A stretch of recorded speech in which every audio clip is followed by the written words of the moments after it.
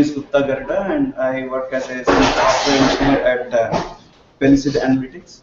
So I'd like to take this opportunity to talk about this JavaScript library called React. So React is a JavaScript library for building user interfaces. So unlike other popular JavaScript frameworks like Angular or Ember, React is not an MVC framework, so it won't come with concepts like controllers or routers. So React is all about views in MVC.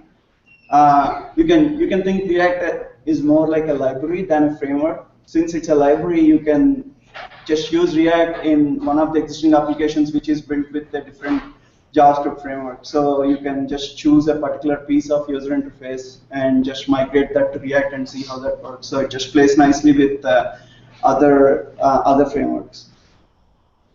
So what is the motivations for React? Like, what problems does it tries to solve? So some of the core problems that it tries to address is, according to React, at least templates that we use in current modern web applications are underpowered. When they say underpowered, it doesn't mean like they serve their purpose. Like, templates really serve their purpose, like for binding your data and your markup in a clean way. Without templates, like, we should be still using like regular native DOM APIs or building the whole HTML markup in strings, which is really messy. So templates did their job, but the thing is, they're kind of limiting in the sense templates is a different technology. It's not JavaScript. So even though they kind of like the templating languages kind of support the looping and conditionals, they are like syntactic sugar, nothing but like, you can't really use any power like the JavaScript methods like filter, or if you want to map things, you cannot do that. And the other problems with templates are templates kind of divide your display logic into two pieces. One is the templating language defining the markup, and your JavaScript, which kind of does, once the template is rendered into the DOM, you kind of look for the elements and attach the event handlers and all that stuff. So your kind of UI logic is kind of separated into two places. So that's one of the things that React tries to address. And the other problem with templates is templates kind of represent your UI only at the beginning of your applications. Once the template markup is rendered into the DOM, you're on your own. Meaning, if the data changes and if you want to update your UI, you need to do that in the JavaScript. So templates are kind of no help there, right? So the other problem that it tries to address is, we all know the DOM mutations are slower. So as long as your code is executing pure raw JavaScript, everything works faster. But the moment you start touching the DOM APIs, the things will get relatively slower. The reason is basically, the moment you touch the DOM, it's not like a atomic operation. Browser has to do many things. Like, if you add a particular DOM nodes or remove nodes, what will happen is browser has to like update its render tree. It has to check for all the layout updates. The paint cycles has to happen, and all these things happen in single threaded in the browsers. So the more you touch the DOM, the more you're kind of slowing your app compared to just running pure JavaScript, right?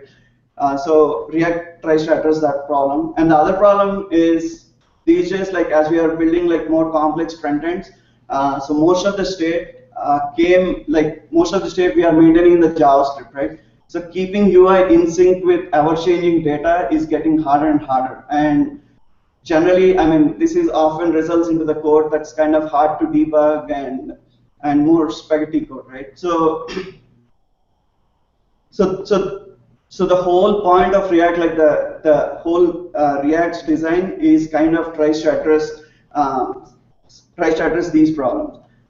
So now, thinking in the React way, so what React proposes is to build the user interfaces. It proposes to break them into components, which is nothing like a new concept. Like, even today, we kind of build like we kind of break things into separate components, but we kind of create like JavaScript objects, capture that state in closure variables and all that stuff, right? But I think the major shift with React is React proposes to combine the markup and the display logic into one thing, like into one single React unit. So I think this is a major shift, and we have never seen like writing markup in the JavaScript.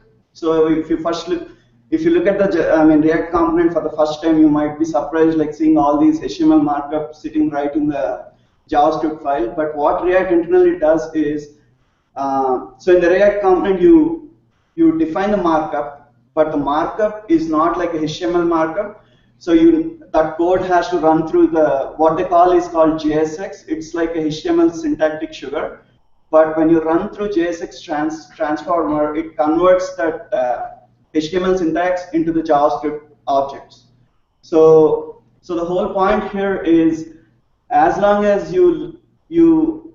as long as the code runs in JavaScript, everything is faster. That's the whole point of representing the whole UI in JavaScript objects. So React library kind of abstracted out every single DOM node in the HTML spec into these objects like React.div, React.span, everything, like all the HTML that you can think of, they kind of abstracted into this programming model, right? And when you do the markup, so React kind of uses, since it's all JavaScript, you can literally use any of the JavaScript functional methods to build this markup. It's not like a syntactic sugar for just looping or branching, those kind of things. And the other advantage with React components is React components kind of describes the UI at any point of the time, not just the beginning state. So as your data changes, your React component and markup, it kind of represents the exact state of the data. Like, so your UI and data is always in sync with React. And these components are like composable, meaning you can just build one component, and in another component you can just plug in the previous component, and you can reuse the whole component. So they are kind of reusable and composable too. So before we see like more practical examples, like how do we write React components and what happens within the React component and all, I really want to touch like some of the core design decisions that React framework takes. I think these decisions make React very fast and efficient. So one of the decisions is the virtual DOM. So when I say all these React components has these markup defined, so when we run through the JSX transformer, it converts the markup into these JavaScript objects, right? So what will happen is when you define a React component for the first time, React will convert the markup into the JavaScript objects, and for the first time it directly serializes the JavaScript object into the real DOM, right? So next, assume that some AJAX event happened, or some timer got occurred, or like user like a DOM, as a click event happened or something, and your data got changed. So at this point, I think this is where React shines. Like now, what it does is it will take the new state and build the whole DOM tree, which they call virtual DOM. And before even touching DOM, they kind of compare the old tree and the new tree, like, and see what the differences are. And based on the differences, they'll kind of figure out what are the minimum DOM operations that it needs to take to update the UI from V1 to V2. But if you think about it, like comparing two different trees is not a easy thing. So React kind of uses like some smart heuristics, like they won't literally compare trees to figure out like what the diffs are. They use like heuristics, like so when they see that both the trees like before and after, they try to compare level by level. So they kind of first start with the root, and if the root is same, they'll go to the next level. So this kind of works because in our regular web applications, we kind of add, remove nodes, but we never move a node from one level to totally different node, right? So that's how web applications work. So they kind of, so this heuristic kind of simplifies the whole DOM comparison. Another heuristic they use is when you create a React component, say you created like Hello World component, right? And you updated with Hello World 1 component with the new data. So when React sees the difference, they don't even go into these components and figure out like what the internal differences are. Whenever they see a diff in the different component types, they just kill and replace with the other terms. So that kind of simplifies the whole diff algorithm. And the other thing React does is it batches all the DOM updates. So if you have like ton of React components on your page, every time the state changes and it kind of So every component calculates its own diff. So each component just don't directly go to the DOM and update by itself. All it does is every component kind of queues up all these diffs, and React has its own event loop running, and at the end of the event loop, they kind of take all these queued real DOM operations and execute in one shot. So that way, what will happen is your so the browser like re-renderings, repaintings, those are kind of optimized. So it kind of batches all these DOM updates. And the third thing React does is they created something called like synthetic events. So what the synthetic events is, like in the HTML markup, when you define an on-click, so if you want to attach an event handler to the React markup, so the way you do it is, as we used to do in the old school, like just create a div and put on-click equal to handler. But React does not just render that string as part of the HTML. It's not like it won't inline that thing. It won't even access the DOM element and call add event handler and this is the on-click event. Like what React does is, so React kind of created like this whole eventing system. Like it kind of listens for all these events at the document object, which they call. So basically, like if you see the DOM event model, every DOM event at any level of node is kind of bubbles up to the root. So the way React does is basically they kind of listens for all types of events at the document root. And so React internally has this ID system. When they create these components, they mark like all these IDs in a specific way. So when they listen for this event at the document root, they know exactly so which ID is kind of, which component ID is kind of triggered this particular event. So they have this hash table of, okay, this component ID had a click handler associated to it, so it has a big hash table. And when the actual DOM event happens, it just looks up the hash table and executes that method. Again, the whole point here is like when you add or remove React components into the actual DOM, it's not even associating, it's not even touching these DOM nodes to associate these handlers, because these handlers are just living in a hash table. And again, it comes down to the same point, like try to touch the DOM as minimally as possible just to get the more juice out of your application, right? So I think that's about the theory. Now let's look into how do we write React components and see some examples just to get a clear idea of how things done in the React. So this is the higher view of a React component. So there are three main things that that makes the React components different. So the top one in the orange is called props. That's the terminology used by the React library, but props is nothing but inputs. So when you define when you define a React component, the parent who is defining the React component can set some inputs on a component. So those inputs can be, so just like regular JavaScript value properties or arrays, objects, even the inputs can be functions. So you can send a function to the React component. So the only rule with props is React component internally cannot change the props. So because it does not own that data, right? So the parent kind of setting the data, and if React component wants to update the data, so parent has to send a callback also. Like if there is a key one and this React component needs to update that key one, the parent has to send update key one callback handler, and this component then just can call this dot props dot update key one. That way the event callbacks gets executed in the parent context, and again the new prop will be propagated back to the React. So that's about props. And the second thing, the important thing is the green table, which React calls is state. State is something, so the component itself creates. So component, say for example, like if you make an AJAX call, got the data from the server, so that is a good candidate for putting that in the state. And say another example is, so if there is a button on the component and you need to keep track how many times that button is clicked, so that's another example of the state variable, right? So you can keep all those things in the state. And the third important thing is the render method. So this is where I'm talking about like the markup, which is defined as part of the component. And here, even though it looks like exact HTML, though that is nothing but a JSX syntactic sugar. So when it runs through the JSX transformer, all this markup is converted into like a bunch of JavaScript objects. So, and if you see how things work here, So initially the state is there. So based on the state, you define the markup. So React executes render, and for the first time there is nothing to diff, so it just renders into the DOM. Once it went into the DOM, now events can happen at random times by the random things.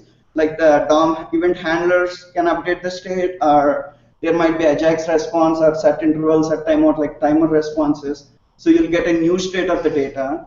And here what you generally do is you take the new data and you always call set state.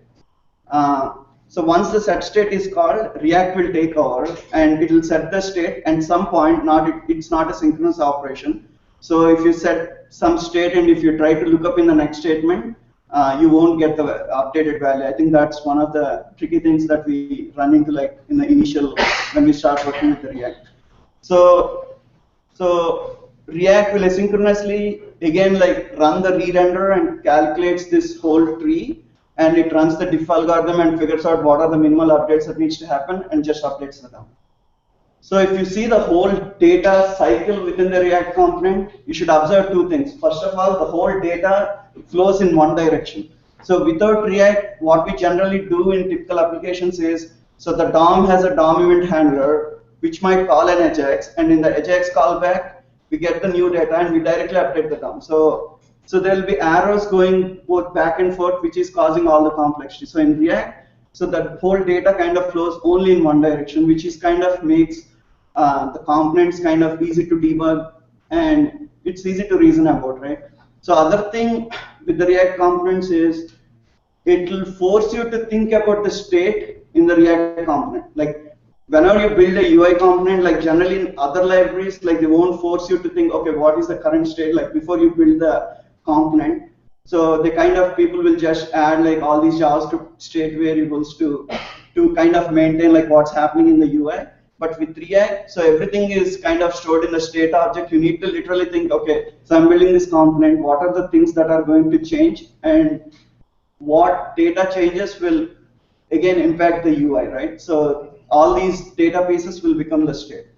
And one last note about the state is, so at least their recommendation is you should not put like calculated values or compound values in the state. If you can derive a value from two different things, you can do that directly in the render because it's all JavaScript. It's not like a templating language where you cannot access the properties. You can access the properties and do all the JavaScript things in the render method. So there is no need for creating a compound properties in the state table. The other thing you should not put in the state is cloning the props. Like you clone some values from the props and don't put it in the state because the props can change at any time. And the values, if you clone it and put it in the state, they might get stale. So those are the two things that you need to make sure, like when you are building the state. So the building blocks for React component we already touched. So this is how. So if you define the JSX version is like what we are seeing like the anchor tag, href, something text. It will get converted into the top, like which is react.dom.a, which is nothing but a JavaScript object, right? And here is an example of using JavaScript expressions in the JSX. You can just directly use window.isLoggedIn, whatever it is within the. So in the JSX, you just need to wrap the JavaScript part into the curly braces. So that's the syntax to use JavaScript expressions in JSX. So we already talked about props and state. So the other thing about state is like how do you decide like which component should hold state? So at least the React library's recommendation is if two components kind of share a same particular data, then the state belongs to the parent to the both elements. So you just need to go up for these two components and define the state there. And if there is no parent that you can define, at least React suggestion is like create a wrapper component and put these two components and put the state in the parent, because whoever is creating the state, they has to have all the JavaScript handlers to update the state also. So if you don't own anything, like you can't just update that thing. So that's the whole idea of like the props and state. Now let's take a quick example like how to create a React component. So this is a simple React component. So here this is like a price ticker dashboard. So here I'm just mocking the data of ticker prices. So I'm kind of simulating that the data is coming updated for every 2 seconds, and it just updates the state of the UI. And let's see the code, like how do we build a React component to achieve this thing. So if you look at the UI, now if you start thinking how to break this UI user interface into components, you can clearly see this particular module can become like a component on its own because we kind of repeated that at several places. So this kind of becomes like the ticker item React component. And the other one is the whole thing, like ticker list, like which kind of renders all these each individual tickers, right? So let's look at the JSX version of it.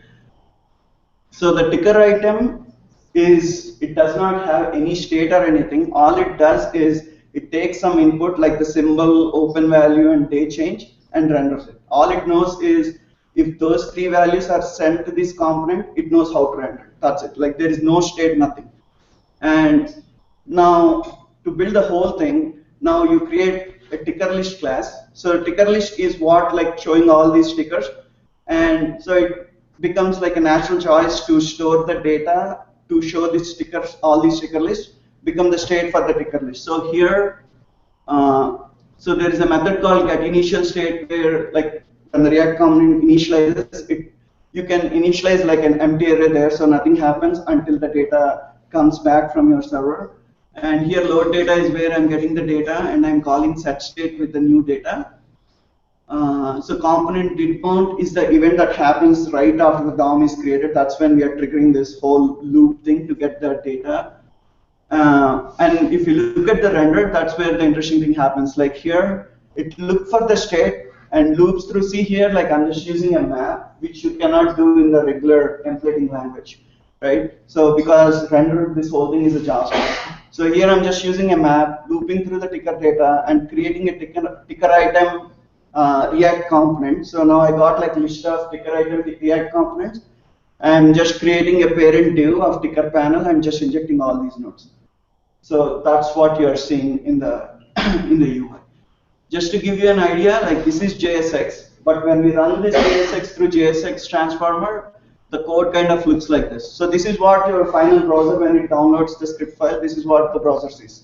So see, all the markup got converted into the JavaScript objects of the React, like react.down.div, and all the properties that you set on the div becomes like a properties to that class, right? So, and the other thing I want to mention, like as a good practice, so if a component is kind of expecting some inputs, like in props, it's better to define all those inputs in the get default props. So at least somebody, when they look at the React components, just by looking at the default props, they know exactly like what input this component is kind of expecting. So if your components grow bigger and bigger, looking at the default props and default state should give like the developers right idea, like okay, this component is kind of depending on these properties, and the whole logic is tied to this. So that's one thing. It's a recommendation from the React team there.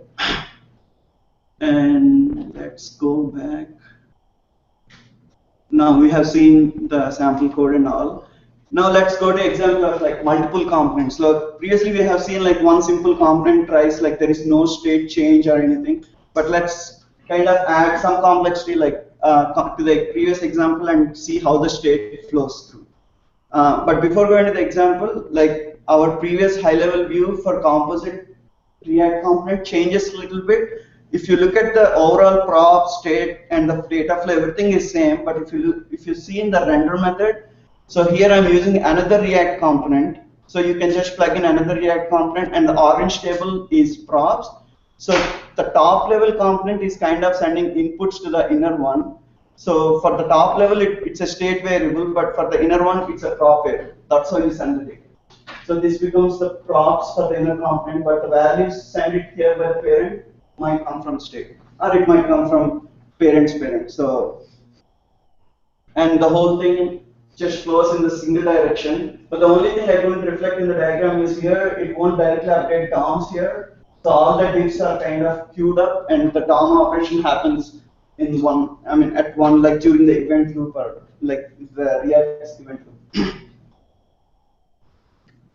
And let's take an example. let's take a look at like multiple components example. So here we just use the same dashboard, but let's add some options to the list, like where you can sort things or filter things, and you can change the refresh interval and see. So basically, if you just see, if you want to sort the day change, it's sorted with the most most positive change to the -1, and you can filter it out by gainers or losers, right? And you can change the interval. Now it waits for 3 seconds instead of 2 seconds. So that's the concept. And let's take a look at the code, like how do we do this? So it's kind of extension to the previous example. So the ticker item and ticker list kind of stays the same. And the ticker list, the data where it shows the ticker data, it has nothing to share with anywhere in the app. So the ticker data still remains in the ticker list, still remains as a state object for the ticker list. So nothing changed there. But the important thing is now these options are kind of changing, right? But I mean, if you by default you might think, okay, so the options is tied to the options component, so all these option values will become the state for the options component. But the problem with that is your ticker list has to know what the current options are. So that data is kind of shared between two things. So as React's recommendation, now the state has to go a little up, and we need to create another component to wrap these things too. So let's start from top down. Like here, we created an application component which has the initial state of sort by, show filter, and the interval, right? And in the render method, it's kind of creating two components. One is the option panel, and it's sending all the state things as a props. And if you notice, there is another method, callback method called onOptionsUpdated. So when things change within the option panel can call this method, which triggers a callback method for the parent and updates the state, right? So here, this onOptionsUpdated is being called by the options panel, and if you look at the code, what it does is it collects all these new properties and it will call set state. That's it. Like we are not touching the DOM or anything, and React will take care of updating the whole DOM from top to bottom based on the state changes. And the ticker list does not need the update callback. All it does is it will just take the property values as props. And if you look at options, options is straightforward. Like so it kind of gets these three values as props, and it builds its own UI with the input and all radio buttons and everything. And if you see, all the radio buttons will have a callback for onChange, which is calling this.handleChange, which is kind of a local method to this component.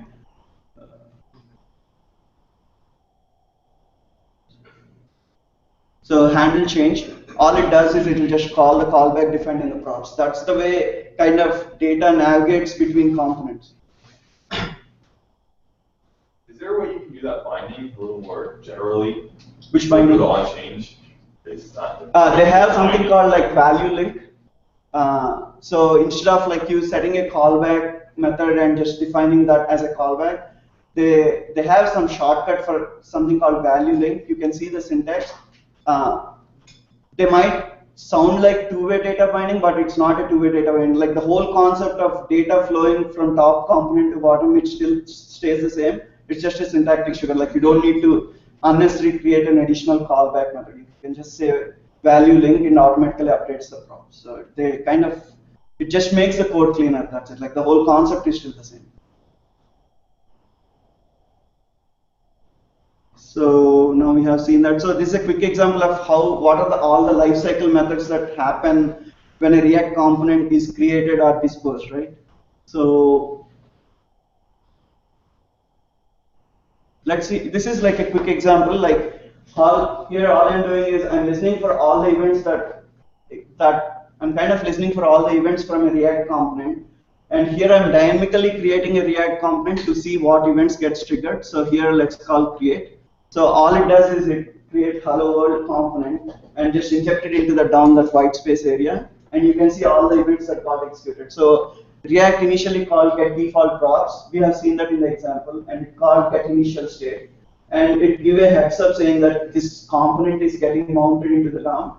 Okay, so there are couple of wordings that you need to know. When React adds a component into the DOM, they call its mounting. And when React gets updated, it's update. But when a React component is removed from the DOM, they call unmounting.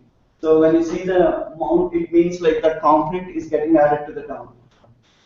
And we call render, and once the render happens, there is again a callback saying there's an event saying that okay, it's already in the DOM. Now you can access the real DOM node, saying like this dot get DOM node, like this dot get DOM node is a helper method to kind of access the real DOM node and in actual DOM in case if you want to do something with it like. Now I'll hit update. So what I'm doing is I'm just updating the state for that React component, and here are a couple of more methods that got executed. So here it said component will receive props, and this should component update is a special hook for us. So in case if we know exactly like the prop updates are not related to a component, you can return false. So that way React won't touch the DOM whenever the state changes. But you need to be really careful.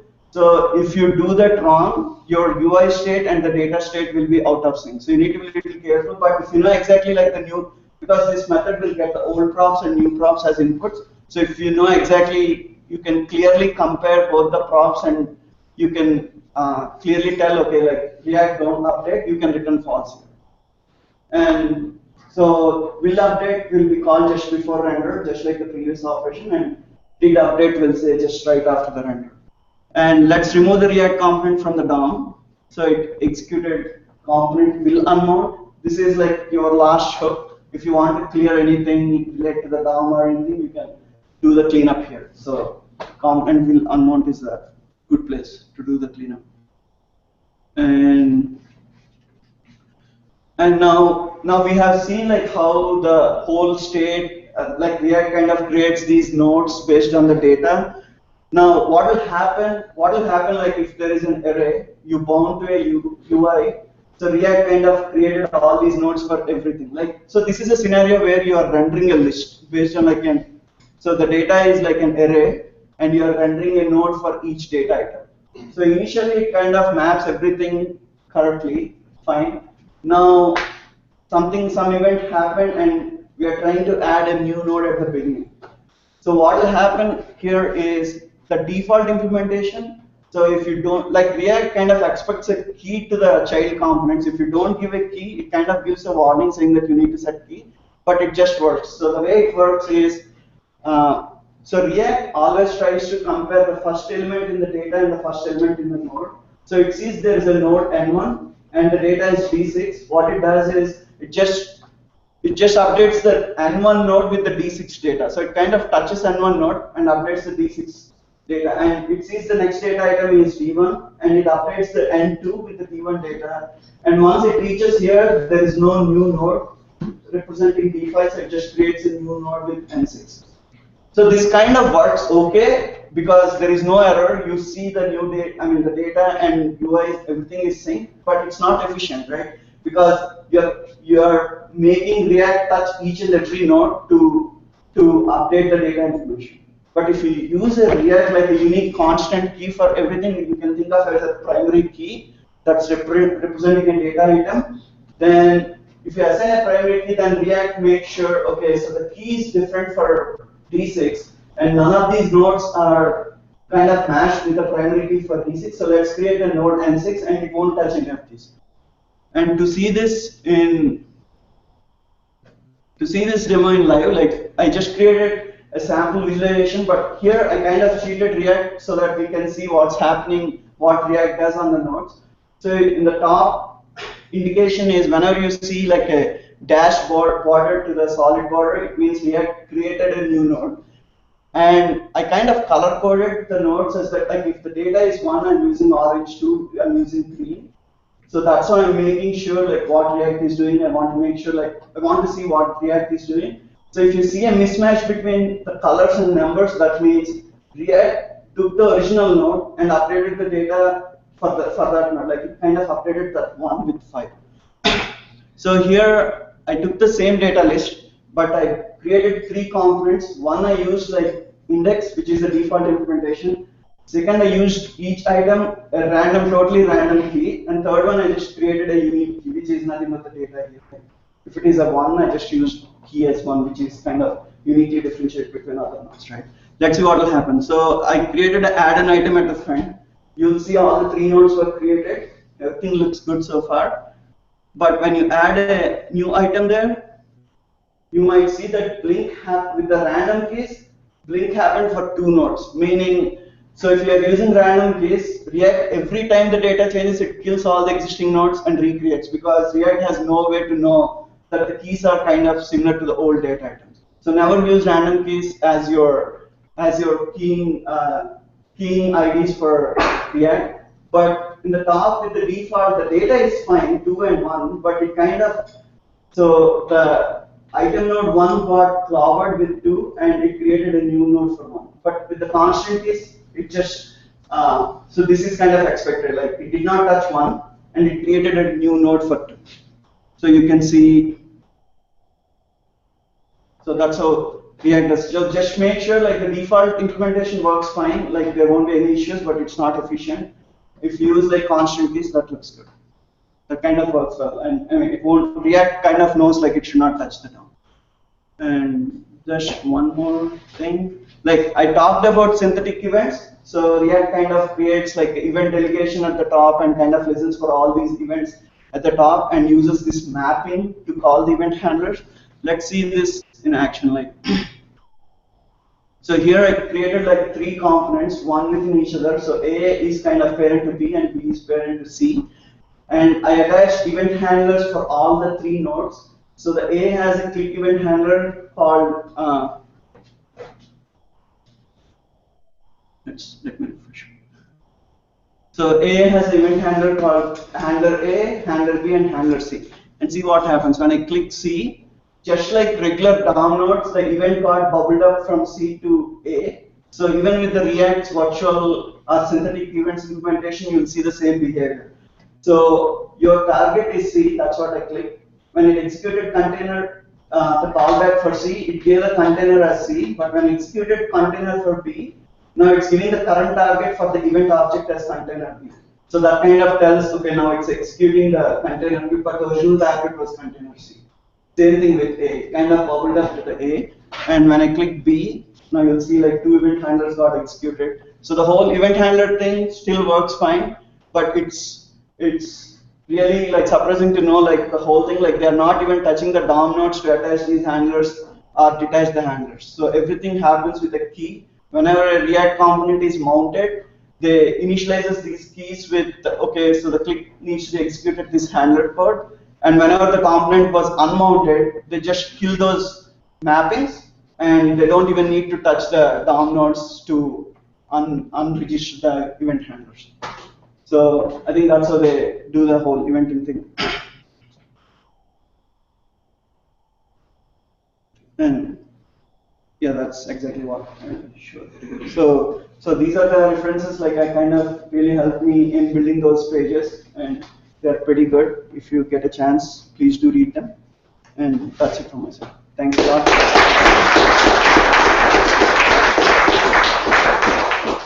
Any questions for Gupta? Yeah. Not real knowledgeable about under the hood of a browser. So where is the JSX processing? It just happens in the build time. Like it won't. I mean, there's a plugin in the browser. Yeah. So all the build tools like Gulp and all the other build tools has this additional plugin for JSX transformer. You can just run through your script files and it converts to the real DOM. But to play around, like just to see how the JSX works and everything, like React, if you go to the React's official page, they kind of created this test component which they kind of parse this whole thing in the browser itself, so that like you can see, you can type the components and see how it kind of builds the React component.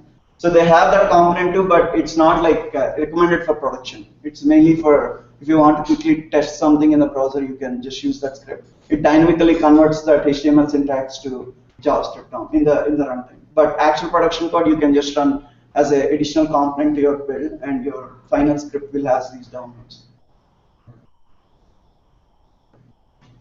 Do all?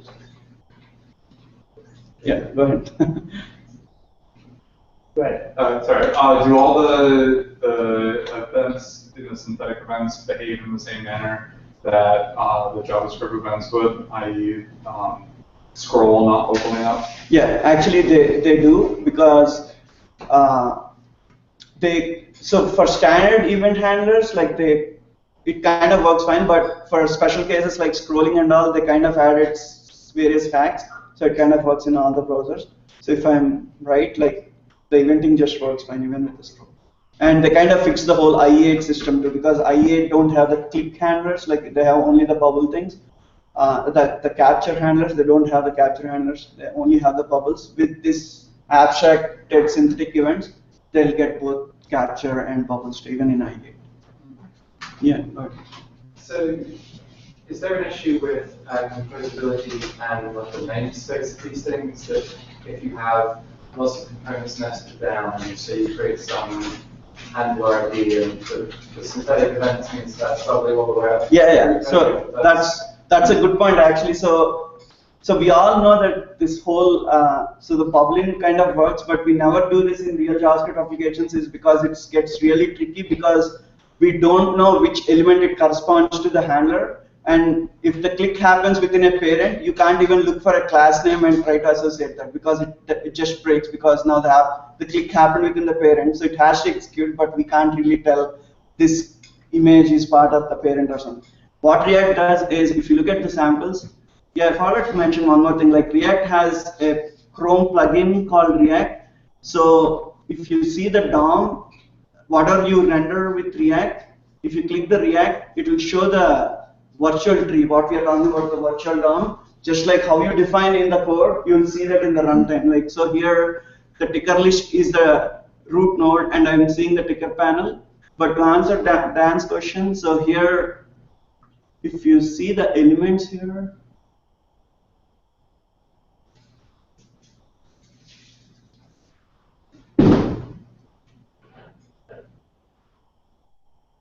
see the React IDs? So they kind of differentiates, like, so they kind of associate a unique ID for everything. So your bottom level panel will have an ID of a.b.c, and the parent will have a.b. So whenever the event happens, they can look for that ID, and they can use string manipulation to figure out like what are all the parents above the chain, and they can just execute the event handlers related to those parents. So their naming kind of solve that whole puzzle for them. Right, because evidence like a published subscribe model, that the publisher is just capturing everything at the top, right? And then everything below it's just the main path. So the path essentially tells you how to... Exactly, how to navigate the whole parent chain. Okay. And I guess the same thing with the keys. You've got to be very careful about your unique key system. That kind of seems, I don't know, sort of back-end JVM developer, like the hash code. Yeah, exactly. I think they recommend, like, if you can easily come up with a primary key, do that. Otherwise, the recommendation is just use a hash code. So the default implementation kind of works. Like, you don't need to worry about, like, you can just set index as key. So the application is kind of, application works with there. You won't see any errors, but it's little inefficient because React has to touch all these nodes to update the state to figure out like what happens. So is that how closure data structure, closure JavaScript data structures work? Then it has a hash code implementation, thus it can tell part of it. I think you're right. I'm not really sure, but I read something about like in OM, you don't need to worry about like this keying because you'll get that for free. Like, I think so, but. Yeah, I don't think it really uses the state aspect. It doesn't really use the state aspect of React because it's using its own immutable state. Okay. And it can do comparisons much faster. Right, but that's presumably because the elements of the data structure have some identity to it. Presumably it's some approximation of hash code, so it can... It's impossible to mutate them, so right. You can know instantly if something's changed. Right. So it appears as though you're always setting the entire state. So the No. I think like if only one property changes, you can call set state and just update one property. So you don't need to capture some whole big data object and tries to set. You can set one single property. all it does is set state kind of merges your changes with the original state object, and there is another method called replace state, which kind of kills the whole thing, old state, and just sets whatever you set the diff as. So that's the difference between the two. I'm curious, so normally you have this clean separation of concern, right, between the HTML and the JavaScript, and here you're kind of combining all that. Is that something you've ever had to fight against? At least it seems like that's the major shift in our current thinking, because we never wrote like the markup in JavaScript. But if you think about it, even though you define markup in a separate file, the moment you inject that markup into HTML, the next thing you do in JavaScript is you need to figure out all the elements and attach all these event handlers. So they are kind of together, even though we are kind of different. But you're still combining, they're separate, and then they're being combined versus being combined. So yeah, I understand the concern, but logically, at least to the React's thinking, logically they all should be the part of the same component, right? Like your display logic and markup, they are the same. And so they came up with this whole functional approach of. I think this whole thing comes down to the virtual DOM, because this way they can compare both the trees and they can implement this virtual DOM. Without the markup, like there is no way for them to tell like what the diffs are, and it gets like really complex. Just looking at the string and figuring out the things. So. All right, thanks. Yeah, go ahead. So it seems really great. Is there things that you can think of that where React would be a good approach, or would you use it freely whenever you can? That's a good question. I think it is well tested, because these days the whole Facebook and the Facebook web front end is totally converted into React. So it's one of the complex applications. So it's well tested, that I can tell. And I'm pretty sure there might be some edge cases, because React is kind of relatively new framework. And they have a Google Groups like where you can see all the issues that generally people raise with React. I think one major issue people complain is the set state issue. Like you set a state, in the next line you try to get the same state, it says something else because it says the old value. Because what React tries to do is it always tries to match your state and UI in sync. So it will never say, even though you asked it to update, since that event loop did not occur, it will never say, oh, this is the new value like you are looking for. It always returns you the old value. So this is where I think like things get tricky, because there might be scenarios like where you set the thing and you want to like you want to like capture the value what it is. You cannot really do that. Like so these are kind of some limitations with React. Hopefully, like in next versions. Does React work well on mobile devices? Yeah, at least they claim even on mobile you can achieve like 60 frames per second with React. So We have one component that does nothing. all right, thanks guys. Thank you.